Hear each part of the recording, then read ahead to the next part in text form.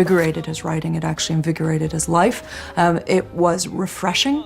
He doesn't feel like an exile. He actually feels like he's coming home when he comes to London. He's actually returning to this sense of roots and ancestry and genealogy that his family had drummed into him from early childhood. But by a certain kind of ironic twist, it's actually by returning to those much older origins that he actually escapes the much more immediate origins and discovers originality. In many ways, it's a fresh start. He is a blank slate, and he can write his own life and his own identity onto it. Heaven's worry scurries to earth, twisty planning, what's to block it?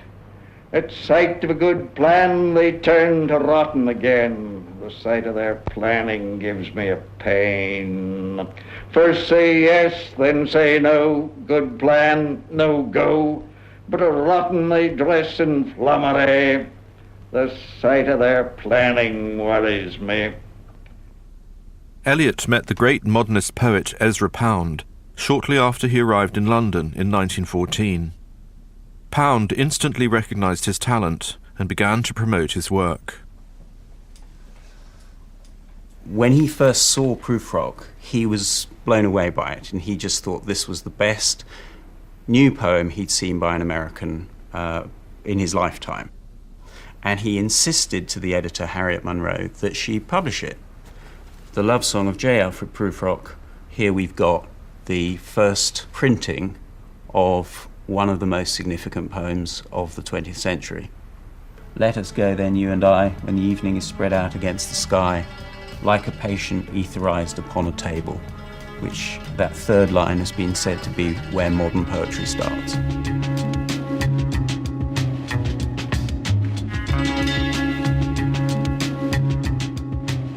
Let us go then, you and I, when the evening is spread out against the sky like a patient etherized upon a table. Let us go through certain half-deserted streets, the muttering retreats of restless nights in one-night cheap hotels, and sawdust restaurants with oyster shells. Streets that follow like a tedious argument of insidious intent, to lead you to an overwhelming question. Oh, do not ask, what is it? Let us go and make our visit. Thanks. Okay. The introduction.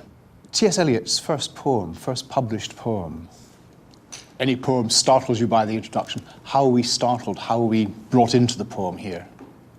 Like a patient etherized upon a table, it presents a contrast with the title, The Love Song of J. Alfred Prufrock. It doesn't seem like the kind of thing you would find in a traditional love song, which makes us seem that something's not quite right within the poem. To compare the evening sky or to, like a patient lying on a table unconscious it's really weird. Just to like have that idea when looking at the sky is very strange and very kind of a bit worrying, really. Yellow fog that rubs its back upon the window panes.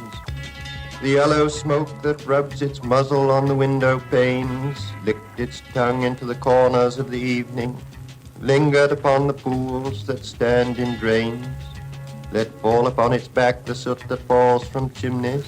Let fall upon its back the soot that falls from chimneys.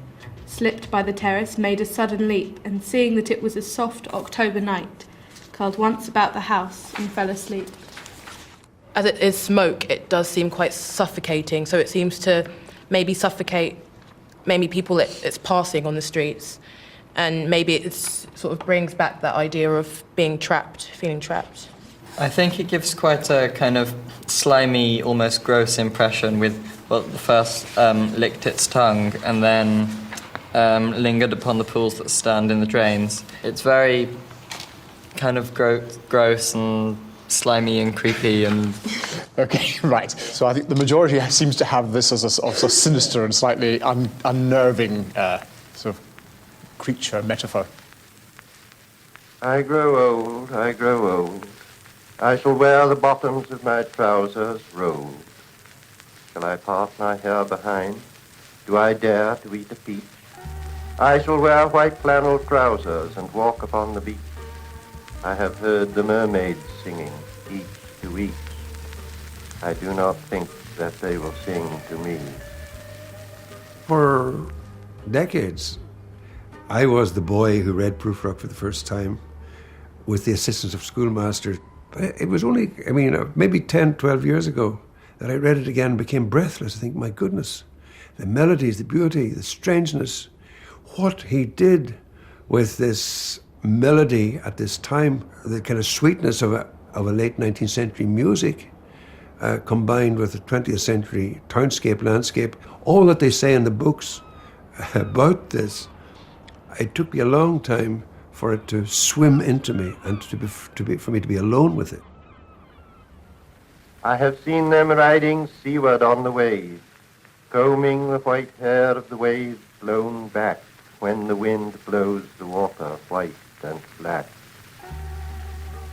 We have lingered in the chambers of the sea, by seagulls wreathed with seaweed red and brown, till human voices wake us and we drown. Dancing teacher, show me how to do the foxtrot. You've got to watch your step. I have to watch my step. Won't you kindly show me how to In June 1915, a year after his arrival in England, Eliot was introduced to a lively and attractive young woman called Vivian Haigh Wood. They were both keen dancers and would spend evenings dancing together in London hotels. show me? Then watch me, watch me.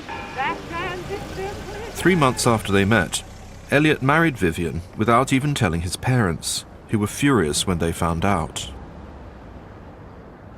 The Eliots rented a small third-floor flat in a newly built block near Baker Street, opposite a pub called the Larrick.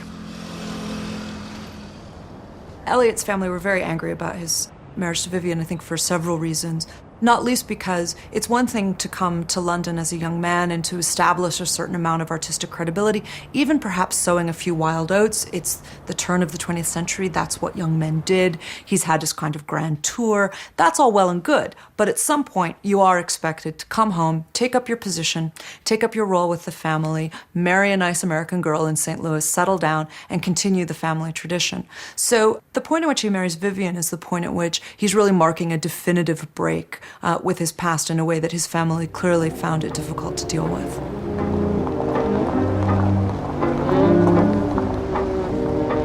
Eliot found work as a prep school master, but in 1917 he took a more lucrative job in the Colonial and Foreign Department of Lloyd's Bank in the City of London, where he was to remain for the next 9 years.